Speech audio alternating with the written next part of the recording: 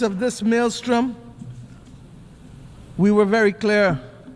My country took the step this year of recognizing and establishing diplomatic relations with the state of Palestine, in spite of having supported a two-state solution since 1969.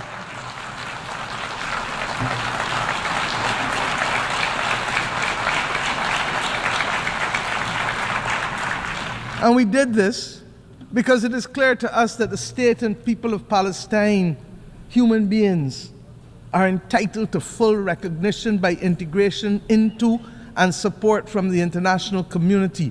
The Charter does not say we the people, with the exception of any one group from any one part of the world. We join with others, therefore, in congratulating the state of Palestine in taking their seat among the United Nations member states, as they did on the 10th of September of this year.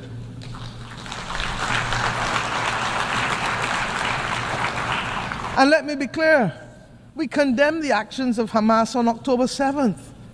But we equally and strongly deplore the humanitarian catastrophe in Gaza, which is the result of the disproportionate use of force by Israel. There's no justification for it.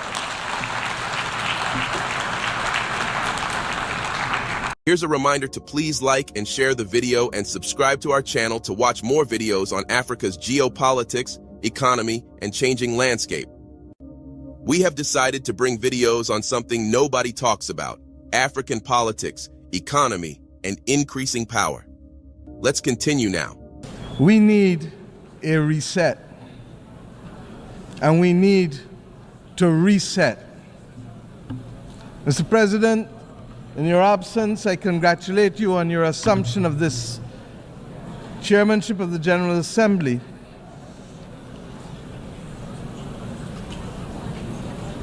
We can wait.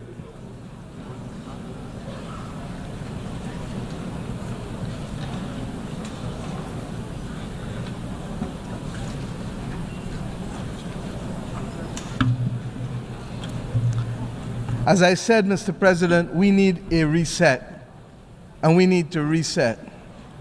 Those of us here today representing our brothers and our sisters the world over have endured 4 years of polycrises. As the children of Mother Earth, we continue to wrestle with the climate crisis. As a human family, we grapple with the legacy of the pandemic. As a digitally connected people, we are now, regrettably, confronted by multiple theaters of war and scenes of horror and famine flowing from that war. Armed conflict instead of pursued development. Citizens of every country as well, struggling to contain the rising cost of living and the implications for them and their families on a day-to-day basis. And Mr. Speaker, Mr. President, we are all now threatened by the second but silent pandemic of antimicrobial resistance, together with a growing incidence of death and disability from chronic non-communicable diseases. We cannot afford the distraction of war. If ever there was a time to pause and to reset, it is now. Collectively as an international community, and individually as leaders in each of our countries, we must now deliver new opportunities and solutions to these crises which dampen economic growth, which restrict the ambitions of our people and numb our sense of the beauty and goodness that the world ought to be offering because it has it to offer. The reset for which I am calling, and indeed all of our citizens are demanding, must see an end to all forms of discrimination. That rules and institutions today exist which create first and second-class citizens, as we have said from this podium year after year, depending on your nation of origin, militate against the trust and the credibility and the hope, and it fosters a crisis of confidence in the existing international order, which must become inclusive and responsive for all. More than any other complaint from this podium has been the disparity in treatment and the inability to be able to have fair and transparent treatment for all that would lead to the trust necessary for us to solve the problems of our times that are truly beyond man-made causes. Neo-colonialist structures that perpetuate and reflect an old world order characterized by racism and classism and misogyny, while ignoring the legitimate aspirations of billions, will not help to foster the hope or trust that is necessary to meet these polycrises.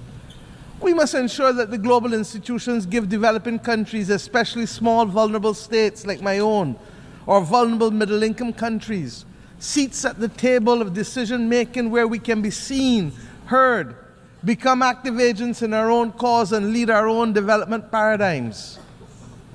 My friends, we are reminded that 2024 is the final year of the United Nations Decade for the People of African Descent. Much has been achieved, but the recognition, the justice, and the development for people of African descent that was promised by this decade has, to say the least, not yet been fully realized. And it is for this reason that the Caribbean community joins the growing chorus, and my own country in particular, for the immediate proclamation of a second decade to complete the unfinished work and address the matter of reparations for slavery and colonialism.